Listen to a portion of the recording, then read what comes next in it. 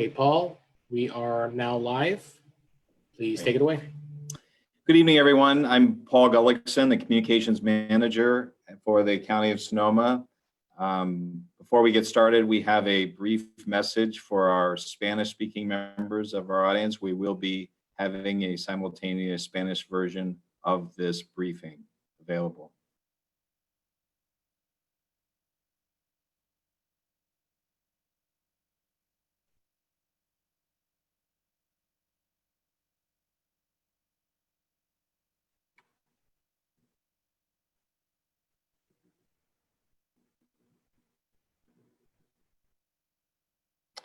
Okay, thank you. We appreciate all of our panelists being with us today. In particular, we have Chris Godley, our incident command. Our head of our Office of Emergency Management. We have with us as well our CAL FIRE statewide incident commander, Sean Kavanaugh. And CAL FIRE Division Chief Ben Nichols and Incident PIO Paul Lowenthal. We also have with us Dr. Sundari Mace, our Public Health Officer, and I don't know if Dr. Baldwin is with us today, but we also thank Supervisor Rabbit for joining us today. So before we I think what we'll do is start first with our incident leaders, and I think we'll start with Division Chief Ben Nichols from CAL FIRE. Chief, you're on mute, Chief. We can't hear you for some reason.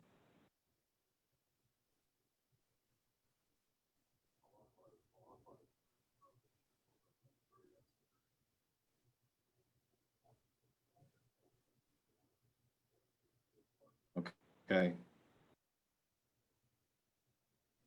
Not sure what's going on. Yeah, Paul, I can go ahead and start in for. Okay, we'll go to, Commander Kavanaugh. You want to give us an overview? Yeah, I will, exactly. Well, thank you for having us again this afternoon. I appreciate the offer and be able to speak to everybody here and give you a brief overview of what's taken place today in the last, since we talked last night.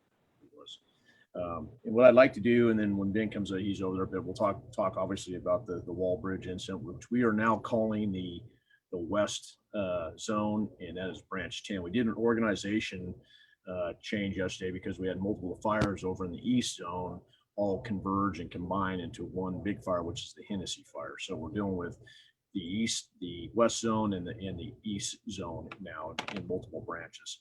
As of this morning, the entire complex is sitting around 219,000 acres as of this morning. We didn't have much fire growth last night on any of the incident. All the fires due to some marine layer that came in overnight and allowed the fire to sit down. We had some good humidity recoveries, which was key for especially the wall bridge fire on the coast over in Sonoma. That allowed for some lines to be put in and a lot of good work to be taking place. And that occurred all over the incidents on the entire complex.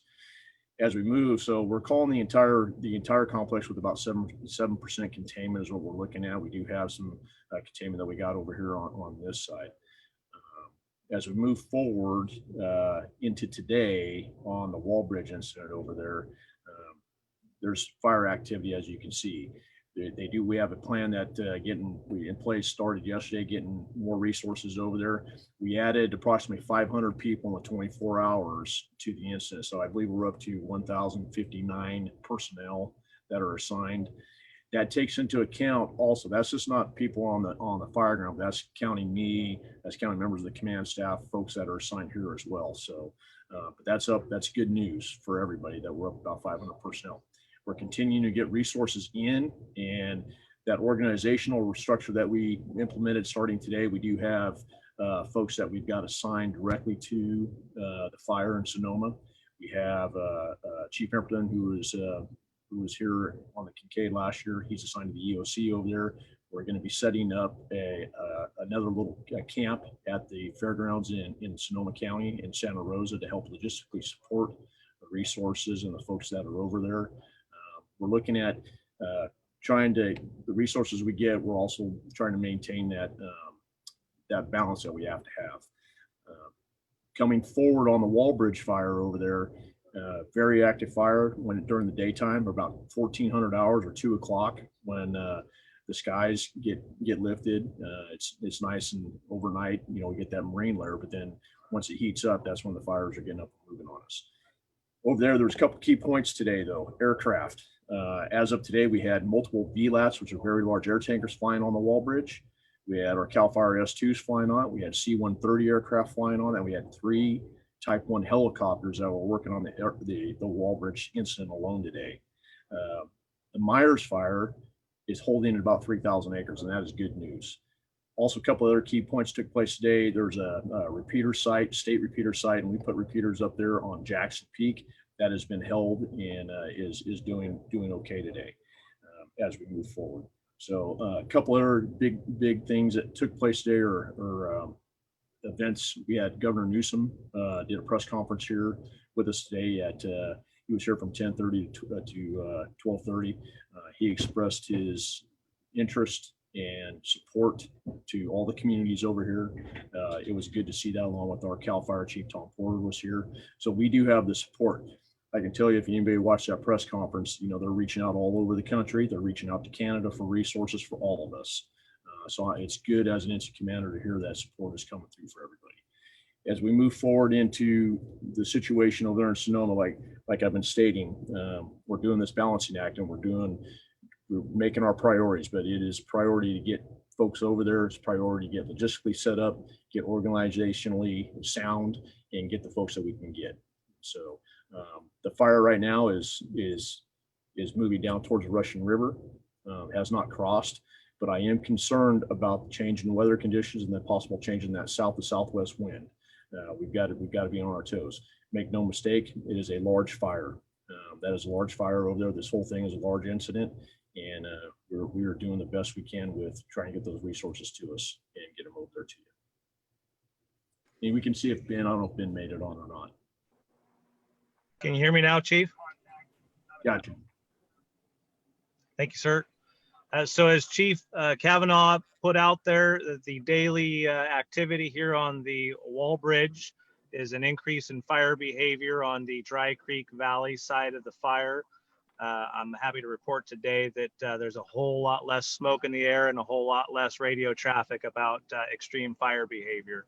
While the fire is still continuing to burn down towards West Dry Creek and West Side Road, the rate of spread is significantly less than it was yesterday. And as it gets into the low country, we're gonna have a change of vegetation type, some vineyards, and allows us to get our resources in front of that. And hopefully it will not get out to West Dry Creek, West Side Road. As Chief Kavanaugh put out there, we did see a significant increase of resources on the line today. I'm happy to say that there are resources all the way around the fire today, and we have engines on all 4 sides of it working hand in hand with the bulldozers to try to start containing this fire and putting it to bed. We are experiencing a little bit of fire activity over off of Mount Jackson, but nothing that we aren't expecting. So we've got our crews over there working on that, our hand crew that's assigned to the fire. We have a copious amount of fixed wing aircraft flying the north portion of the fire to button up the Stewart's fire that burned into the back of the Wallbridge. And crews are making good headway tying it back into Lake Sonoma so that we avoid fire front running down into the top end of the West Dry Creek Valley. The Myers fire today looking really good. The lines held, there was no challenges to the line last night. The humidity was up in the 70s plus last night, which gave crews a welcome relief from the burning conditions that they experienced the last several days. So those crews are beginning the mop up process, and that fire has not grown since the last update. End of report. Great, thank you, Chief. We also have with us Incident PIO Paul Lowenthal. Paul, did you have anything you wanted to add? No, just real quick, just reminding residents that to get up-to-date information, please go to fire.ca.gov. There's a comprehensive website that has all the different incidents that you can click on. We also have CAL FIRE on Facebook and Twitter, as well as the Sonoma Lake Nappers unit. Remind residents, if they haven't already reviewed it, please go to readyforwildfire.gov and also, readyforwildfire.org, and know that we do have public information officers in the field right now working with the communities in Healdsburg, out towards Jenner, at the evacuation center. So just like additional resources coming on the ground to fight fire, we also have additional public information officers from CAL FIRE working closely with our community to keep them informed. Terrific. Thank you. We also have Sergeant Juan Valencia from the Sonoma County Sheriff's Department, who wanted to give an update on situation involving expanded evacuation areas. Sergeant? Hello, thank you for having me. This is Sergeant Juan Valencia, Sonoma County Sheriff's Office. So last night we had very little activity, no new evacuations. This morning, different story. Fire started getting busy again. We issued new evacuation orders for the area of Summer Home Park, Pocket Canyon, and parts of Forestville. We also had some additional warnings issued. We just want to remind people that if you are in a evacuation order area, that means you must leave. You're putting public safety at jeopardy by staying in there if they have to go in there and rescue you. The warning areas, what we recommend is if you do reside in a warning area, to have a bag ready, have your personal belongings ready to go in case there is an order that's issued for that area, then you're able to flee or leave that area. What we have a couple little rumor management on Nichols. Nichols is working. We checked with Nichols. What we're doing is we're geo-targeting the areas that are being affected by the fire or that are going to go into a warning or an order. So we are geo-targeting those specific areas or the areas surrounding that area. So for example, if you get a Nichols in Guerneville, but you reside, or you're going to get notified. But if you live in Petaluma or Cotati area, you will not be notified through Nichols that there's an evacuation taking place up in Guerneville. We are constantly updating all our social media platforms, cross-posting Nichols. Also, the county's using SoCo Emergency and WIAS. We're using Twitter. We're using the high-low siren. So if you hear the high-low, it's ready, it's time to go.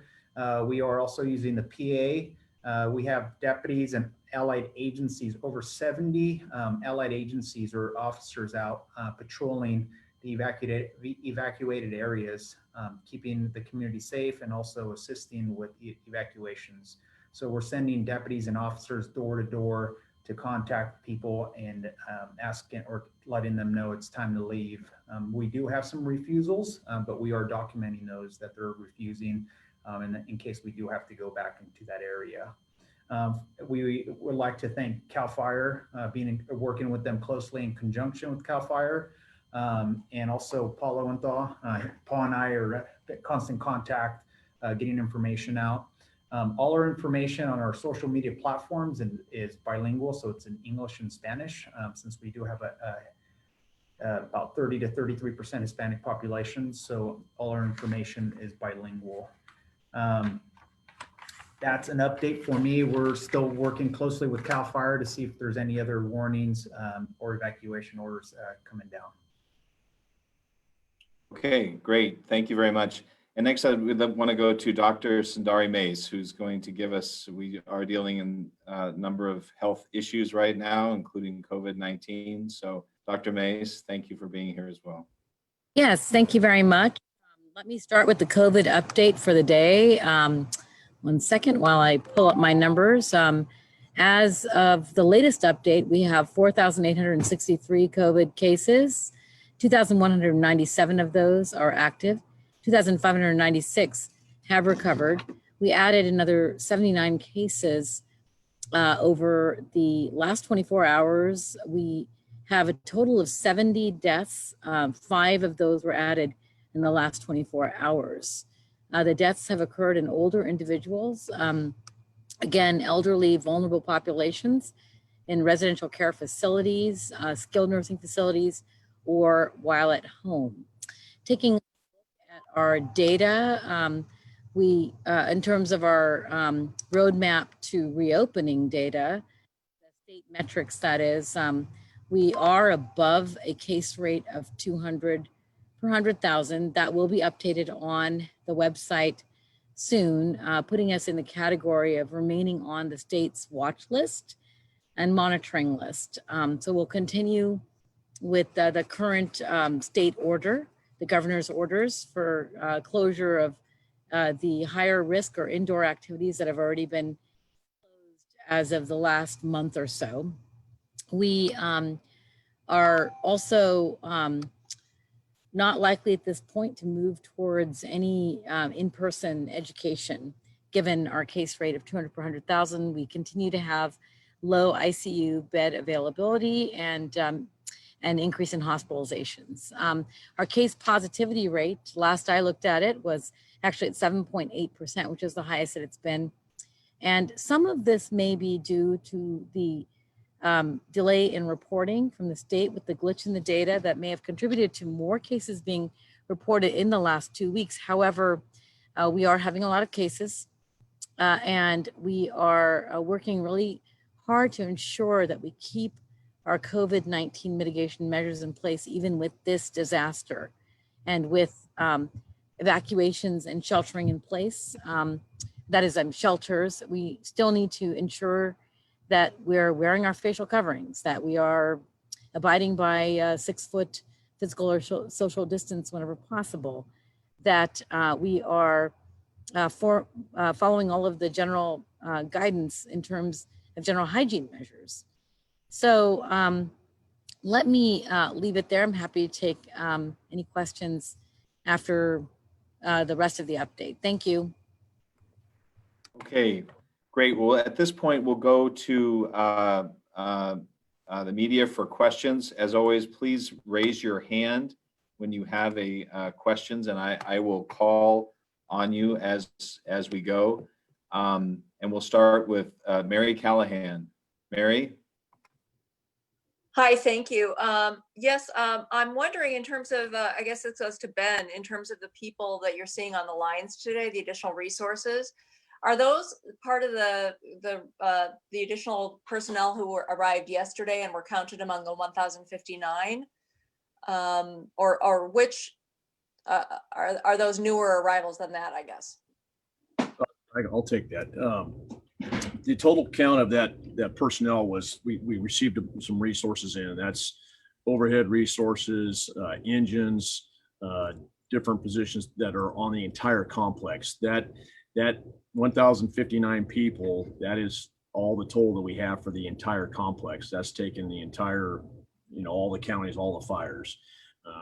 But what we have done, we did engines and overhead personnel that we have spread out on all the incidents. So like I said, we did a reorganization last night for today and moving forward to help operationally tackle these incidents, because we do have such a large geographical area. So moving folks over into Sonoma County. So if I may, Paul, real quick, I think there's a couple key points that I need to point out for everybody and the public that's watching. Last night, and Chief Nichols alluded to this, we had that marine layer come in and the fire sat down. I do not want to give a false hope or false impression that when you don't see smoke in the morning, that this thing is not going to come alive. Every afternoon, once the sun comes up, it gets heat on the fuels, and we get those inversions and that moisture out of the air. All these fires are going to get up and start running again, and that's what you're seeing this afternoon. So, not trying to be, I guess, be a downer, but I just want everybody to think that the fires are out. That's not the case. So it's just because we have that the higher humidities overnight, things settle down, but by mid-afternoon, the fuels are still dry, everything is still there, the fires are going to get up and run. Yeah, Thank you. I just want to get back to the resources issue for a second. I've been talking to a lot of people today about the additional resources that are coming in. The governor's talked about people coming in from other areas of the state as well as from outside the state. My understanding is that they're just beginning to trickle in, that they're really not going to be felt on the fire lines, for a couple of days yet. And so I'm just confused by Chief Nichols discussing, feeling like there's more support on the fire lines today. Well, we added in from the last few days. We've added Yeah. in more engines over there today. We got engines coming in yesterday. I was leaving Calistoga last night and at 11 o'clock, and we had passed at least 2 strike teams of fire engines that were coming up the highway into Calistoga into base camp late last night. Those were new. Okay. Those are the resources that we are spreading out along the entire both incidents that we have, the entire complex that we've got. That's what I'm trying to understand. So that was part of the group that came in yesterday that contributed to the 1,059 people that are now included in the rolls on the whole complex. Yes, and also, Mary, to clarify as well, we're also for the last couple of days still tracking down a lot of the IA resources from Monday and Tuesday that had not even come into base camps yet. And so we were yesterday trying to get that accurate count, and that's what we did. We had to pull resources in to balance out our daily shifts, which is a tough thing to do, but we have to do that or we get really out of balance for every day. So we got that accurate count. So that's where some of that is coming from as well. But yes, we did receive additional resources yesterday. Okay, thank you so much. Okay, thank you, Mary. Let's go to Martin Espinoza. Martin? Hi, is Dr. Mace still there? I wanted to. Yes. Okay, Dr. Mace, could you talk a little bit about whether wildfire smoke in particular has the potential to exacerbate COVID symptoms? Are we hearing anything about that? Yeah, thanks for that question. We do know that smoking exacerbates any infectious disease is more likely in people who smoke, simply because smoke does destroy the cilia in the lungs and that is in the trachea, and makes you more susceptible to infectious disease. And it's been shown that in areas of the world where there's a lot of pollution, that indeed people who are subjected to high air quality index figures, that is a lot of particles in the air, basically, are more prone to some infectious diseases, for example, tuberculosis. So it's not a great stretch to think then that those people who are exposed to the smoke from the fire have inhalation injuries, or just have a lot of smoke inhalation, could be more susceptible to COVID. So it could potentially be a double whammy. I don't think there's a lot of literature on it, Martin, but I do think that it is a concern at this time. As a follow-up, is there also concern about those who are asymptomatic COVID carriers sort of developing symptoms that are not brought on by COVID, brought on by pollution? Right. So if a person has an asthma exacerbation, a COPD exacerbation, or simply has a coughing as a result of smoke inhalation, certainly if they're asymptomatic with COVID, you would think then that they're more likely to spread. So I totally think that is possible. And so the two could certainly be additive in terms of transmission of COVID. Thank you. Okay, thank you, Martin. Let's go to Nichelle Chavez from Press Democrat. Hello. My question is about the most updated information regarding the fire's direction, where it's moving today. I understand it was said that Dry Creek Road and West Side Road is a priority. I'm also hearing that the Russian River area below the fire is of concern. So I guess I'm just trying to pinpoint whether one area, one side of the fire is more of a priority than the other, or if both of them are equally seeing a spread into those areas. Both sides are equally as important. Both of those sides of the fire have a high population residency in front of that fire front. And so obviously one of our top priorities is preservation of property. Since our citizens have evacuated, we've taken the life factor out of it, but now we have the property. So the Dry Creek Valley and the hills above Guerneville, Jackson Peak and Pool Ridge Trail are high priorities for us, and ultimately to go across basically Old Cazadero Road into Cazadero up King Ridge Road and back out to Stewart's Point Skaggs Springs.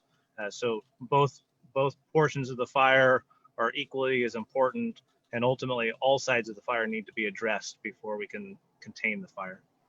And currently, what is the fire moving in one direction or the other or both directions? Where is the fire actually going right now?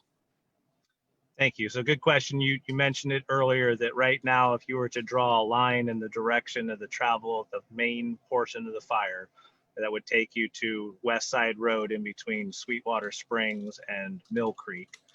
That being said, all the sides of the fire are moving. So the head is the most active portion, followed by the flanks of the fire or the sides. And so that's what's creating the element at Jackson Peak with the activity that we're having there in Russian River. And then the flanks being Cazadero and Dry Creek Valley, although the afternoon winds with the northwest winds we're having, the Dry Creek Valley through the Wallace Creek drainage becomes our most intense segment of fire line that we're dealing with. So we've been having the same wind pattern for the last several days. We've been seeing a repeat of fire behavior each day. By tomorrow, those northwest winds let up, and then we end up with a more west-southwest direction of wind on the fire, and therefore the importance of securing the Dry Creek Valley and portion around Lake Sonoma, because now instead of being at the heel of the fire or where the fire burned from, it will now be the portion that if we don't have it in check will become our issue. But that's the constant stream of air tankers flying over Sonoma County right now is buttoning up that heel of the fire and tying it into Lake Sonoma so that we don't have a new problem with a shift in the winds. Thank you so much. Thank you, Chief. Let's go to Julie Johnson. Hi, thank you, everybody. This is probably for Chief Nichols. I wanted you to, the best of your ability, describe for people how far the fire is and how deep in the woods from, the more dense parts of the Russian River communities, Rio Neto, Guerneville, and when you're preparing for the fire to reach those communities, if that happens, and when you expect to have to defend it, if that happens.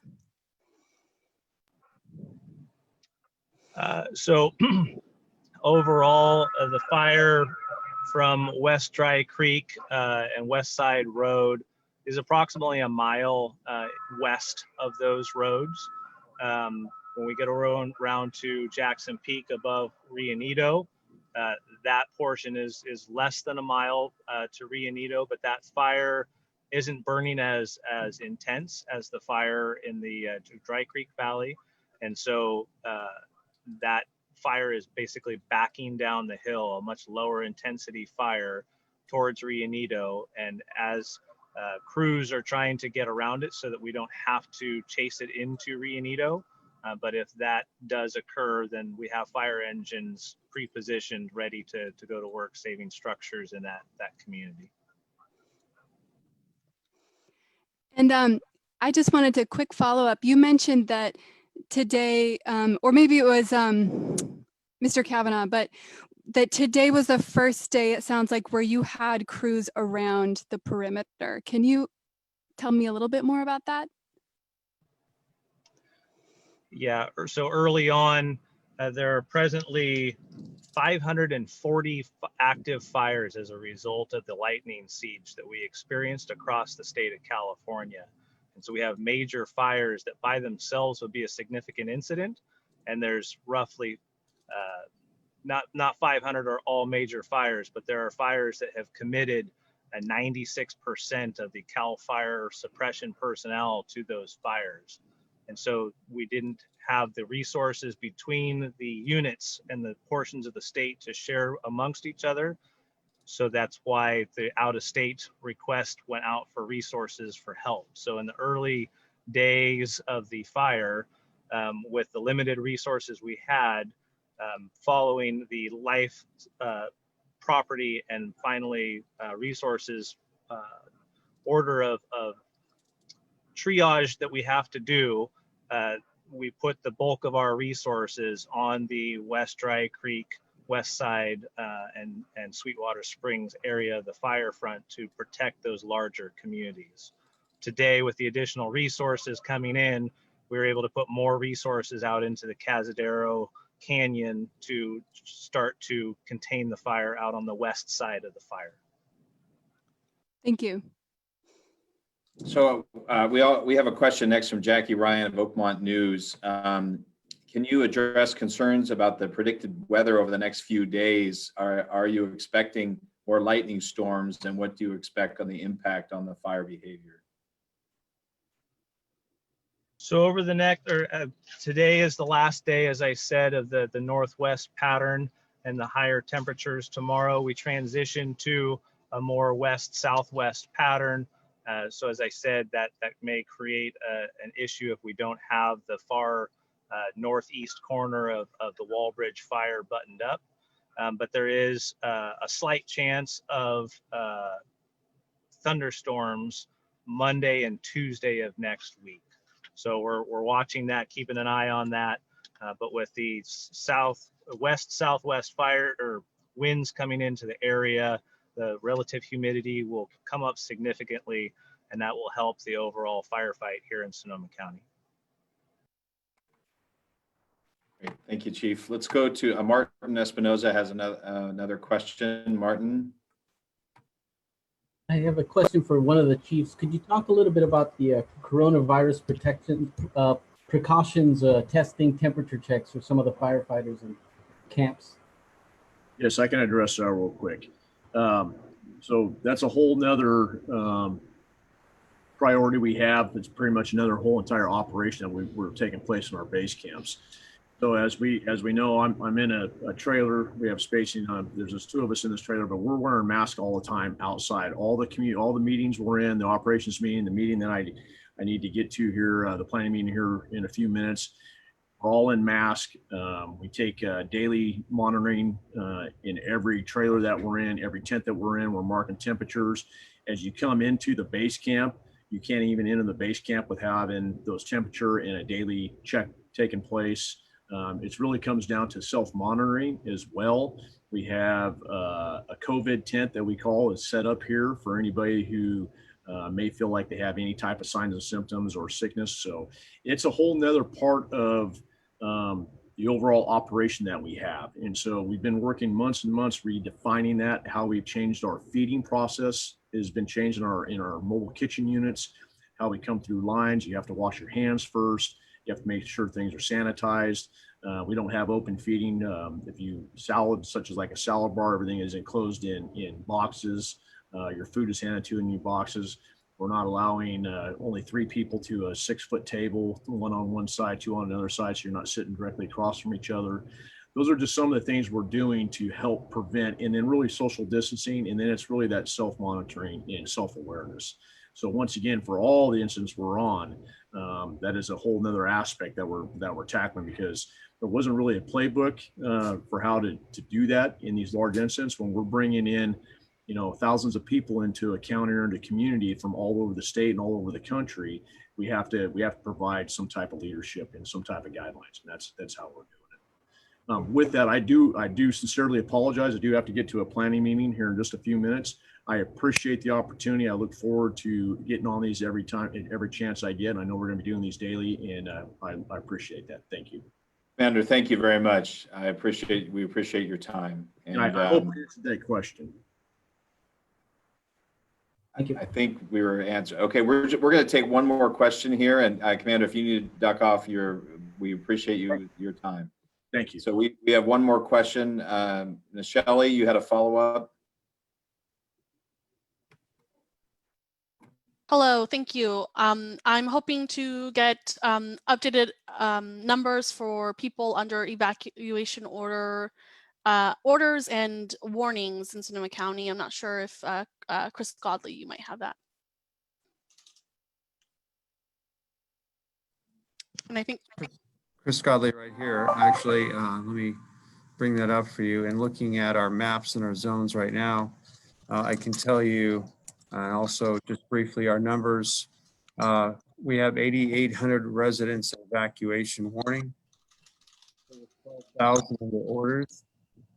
So for the unincorporated county, we're looking at 21,000 residents total in either warning or order zones. Additionally, the incorporated city of Healdsburg has 11,600 residents under evacuation warning. So at this time in Sonoma County, there are just over 32,000 residents in the county that are subject to warning or order. And I'm sorry to ask you to repeat, but you were cutting out a little bit there. So if you wouldn't mind, could you just go through those numbers again? Sure, and if you've got them on the, if you can see my screen, I've also got them listed out. We'll put them in the next media update. But at this time, for warning, 8,800 residents, orders, 12,000 residents. The total is pretty much 21,000 residents unincorporated for warnings or orders. For Healdsburg, an incorporated city, they have 11,600 residents under warning. All for the county, then, we're looking at over 32,000 residents subject to either warnings or orders. Thank you so much.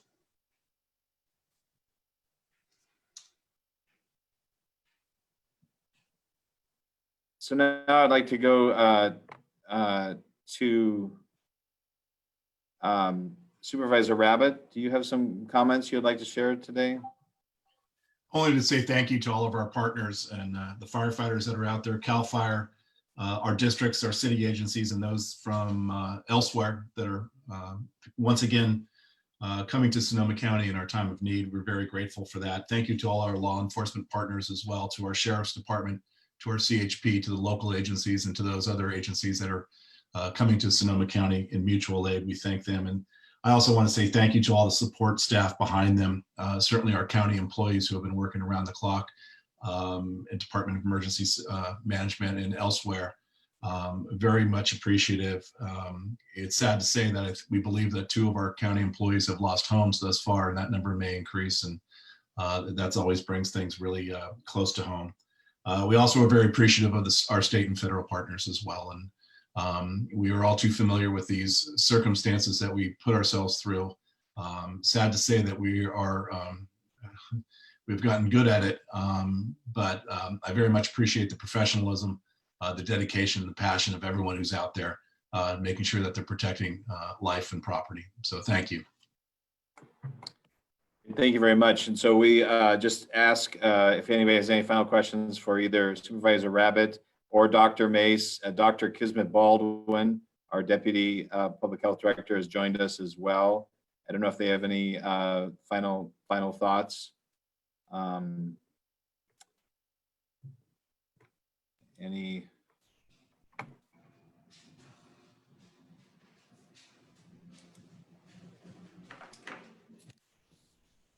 Okay.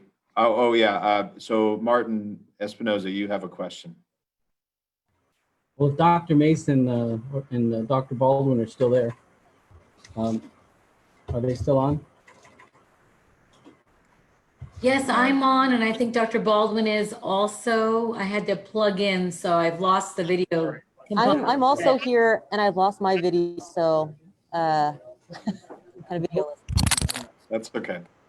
I was hoping our 2 public health officers could speak to a pretty rough week, not only with fire, but with COVID. We've had something like since Sunday, 570 cases and 16 deaths since Sunday.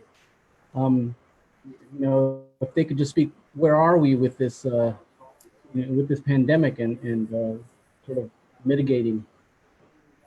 Yeah, let me just say that, you know, it's really some that we have this many cases, that we continue to have the cases that potentially, you know, the evacuation, people in shelters, going to neighbors and friends' homes is maybe going to impact the pandemic negatively. All I can say to people out there is do try to comply with the mitigation measures to the extent that you can when evacuating, even when in the shelter, even when at a neighbor's house or extended family's house.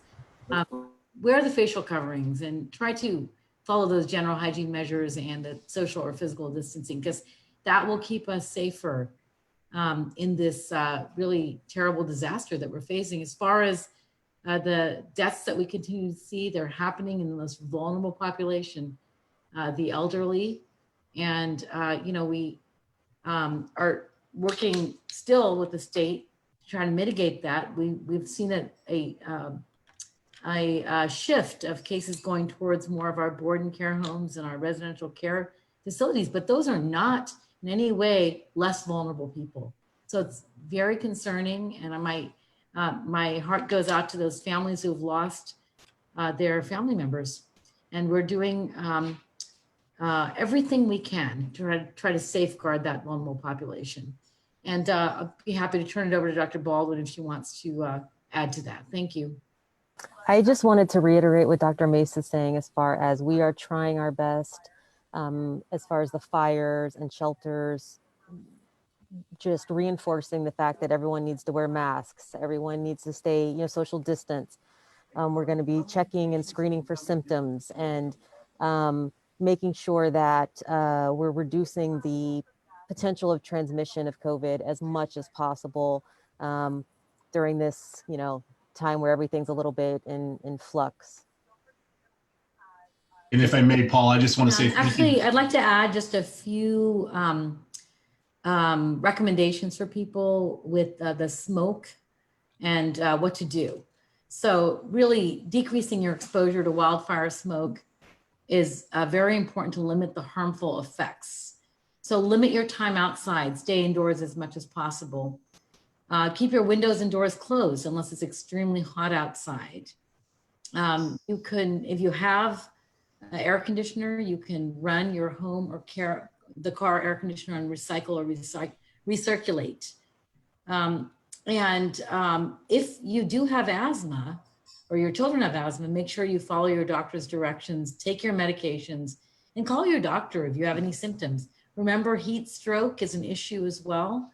And if you're feeling, flushed or hot or dehydrated, if you're feeling like you are really tired, fatigued, it's okay to call your doctor to get advice. Make sure you drink plenty of fluids and that you can take a cold bath to try to cool down. Try not to exercise in this environment of smoke and heat. Our air quality index, which is a measure of how many particles are in the air, basically, is high. There have been different reports. If you go to different websites, you'll see that the parts per million figure seems to be different in different sites. But what I have been able to ascertain is that our AQI, or air quality index, has hit 156, which is a very unhealthy code red. We want to be at 20. And when we get above 60 to 80, it's considered very unhealthy. So please do take care and follow all of these measures to protect yourselves. Supervisor Rabbit, did you have a final thought about that? I did. I only wanted to say a thank you to Dr. Mace. Thank you to Dr. Baldwin. Thank you also to Dr. Maddox, who have been working on protocols for just this instance, and to our own Chris Godley as well. The county has been prepared to deal with shelters, just like CAL FIRE has been practicing and putting in protocols. The county has been prepared for this circumstance, and I'm very appreciative of that proaction. The temporary evacuation points, the TEPs that we talk about, really end up being screening points for evacuees. And then once you're screened for COVID, you're then allowed to go in different directions that are most appropriate for your well-being. So I just want to say thank you to our staff for being able to work that in. It is a very fluid and dynamic time. It is a lot of stress and strain out there, and everyone should take care of themselves. And we very much appreciate the work and the preparation that the county has put together to make sure that we can do the best that we can for all of our residents. So thank you, Paul. That's a great note to end on. Thank you, Supervisor Rabbit, and thank all of you for joining us for this a press briefing this afternoon. For all of you and for those taking part, we are going to continue having these twice a day briefings, one at 9 and one 9 in the morning and one in the afternoon. We will be sending out advisories as we progress. These will take place. These are scheduled for over the weekend as well. And we'll be asking as many of you who are available to join us at that over the weekend. So in any event, for now, thank you all and have a safe weekend.